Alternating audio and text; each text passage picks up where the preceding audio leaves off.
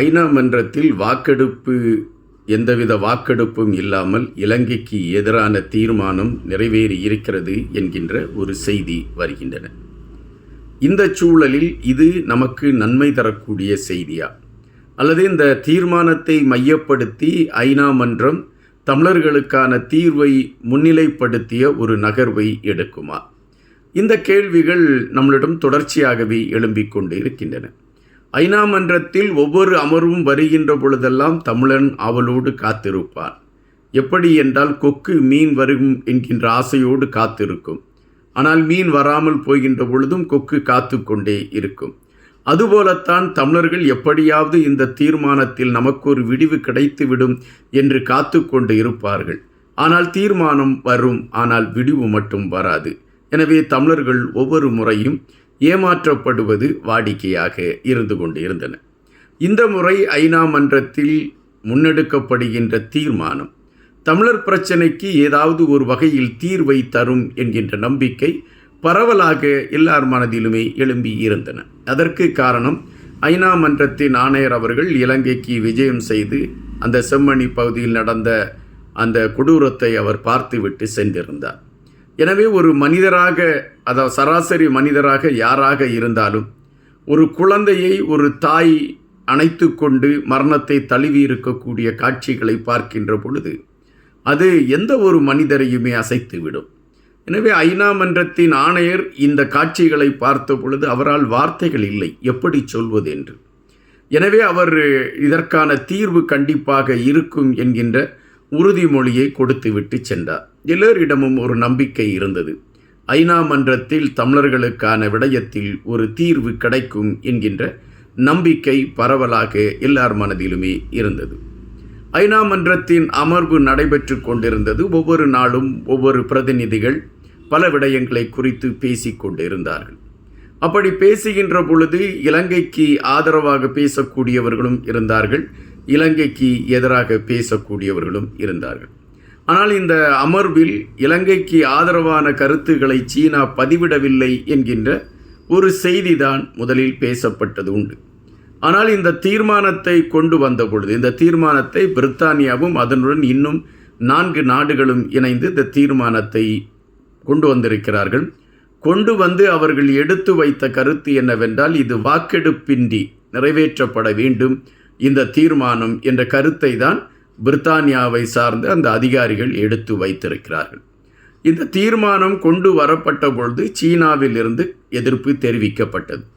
சீனாவின் பிரதிநிதி இந்த தீர்மானத்தை மையப்படுத்தி தன்னுடைய கருத்துக்களை பதிவிட்டார். வழக்கம் போல சீனா ஒவ்வொரு முறையும் இதுபோன்ற தீர்மானங்கள் வருகின்ற பொழுதெல்லாம் இலங்கைக்கு ஆதரவான நிலைப்பாட்டை எடுத்துக்கொண்டு செயல்படுவதை நாம் பார்த்திருக்கின்றோம். இது பல கட்டங்களில் நம்மால் பார்க்க முடிகின்றது. தற்பொழுதும் ஏறக்குறைய அதுபோன்ற ஒரு நிகழ்வைத்தான் சீனா எடுத்திருக்கிறது என்பதைத்தான் அங்கிருந்து வரக்கூடிய செய்திகள் சொல்கின்றன. சீனாவின் அந்த அதிகாரி என்ன குறிப்பிட்டார் என்றால், இது ஒரு நாட்டின் உள் நடந்த ஒரு பிரச்சனை. இதற்கு சர்வதேச நாடுகளோ இல்லை வெளிநாடுகளோ தீர்வு சொல்ல முடியாது. அந்த நாட்டின் அரசாங்கம் உள் பொறிமுறையை வைத்துதான் இதற்கு தீர்வு சொல்ல வேண்டும். பிற நாட்டுக்குள் நாம் மூக்கை நுழைப்பது என்பது ஏற்புடையதாக இருக்காது. அதை சீனா விரும்பவில்லை. எனவே இலங்கைக்குள் பிற நாடுகள் தங்களுடைய மூக்கை நுழைப்பதை சீனா ஏற்றுக்கொள்ளவில்லை என்பதை சீனாவின் அதிகாரிகள் பதிவிட்டிருந்தார்கள்.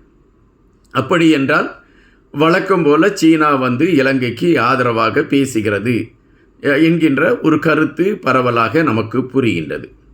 ஆனால் இந்த முறை பிரித்தானியாவை சார்ந்தவர்கள் மிக தெளிவாக இருந்தார்கள். அவர்கள் சர்வதேச நாடுகளிடம் பல விடயங்களை குறித்து எடுத்து வைத்தார்கள். அங்கு எப்படி தமிழர்கள் பாதிக்கப்பட்டார்கள், எவ்வளவு அழிவுகளை தமிழர்கள் சந்தித்திருக்கின்றார்கள், எவ்வளவு இன்னல்களை அவர்கள் தினம் தினம் சந்தித்து கொண்டு இருக்கிறார்கள். இதற்கெல்லாம் ஒரு விடுதலை கிடைக்க வேண்டும் என்றால், ஒரு மனித உரிமைகள் தொடர்ச்சியாக நடந்து கொண்டிருக்கிறது என்கின்ற பொழுது அதை தடுப்பதற்கான உரிமையும் தார்மீக கடமையும் சர்வதேசத்திற்கு இருக்கிறது. சர்வதேசம் அதை செய்ய வேண்டும் என்கின்ற எண்ணம்தான் அந்த மக்களிடம் இருக்கிறது. அதுபோல காணாமல் ஆக்கப்பட்டவர்களை குறித்து சுமார் 16 ஆண்டுகளாக பேசப்படுகிறது. அவர்களை அழைத்து கொண்டு சென்றது அரசாங்கம்தான் என்று எடுத்து வைக்கிறார்கள். அவர்கள் எப்படி அவர்களுடைய நிலைமை இருக்கிறது என்கின்ற கேள்விகளோடு அந்த சொந்தங்கள் இன்று வரை போராடி கொண்டு இருக்கிறார்கள். ஆனால் யாருமே அதற்கு விடிவு சொல்லவில்லை. திடீரென்று சொன்னார்கள், காணாமல் ஆக்கப்பட்டவர்களுக்கு நாங்கள் ஒரு அலுவலகம் திறக்கிறோம், அந்த அலுவலகத்தில் வந்து உங்களுடைய குறைகளை எல்லாம் சொல்லிக் கொள்ளுங்கள் என்று சொன்னார்கள். ஆனால் அந்த அலுவலகம் செயல்படுகிறதா என்றால் இல்லை. இல்லாத அலுவலகத்தில் இருந்து எப்படி நீதி கிடைக்கும்? அப்படி என்றால் உள்ளூர் பொறிமுறை என்பதை ஒரு ஏமாற்றத்திற்கான வழியை கொண்டதாக அமையும்.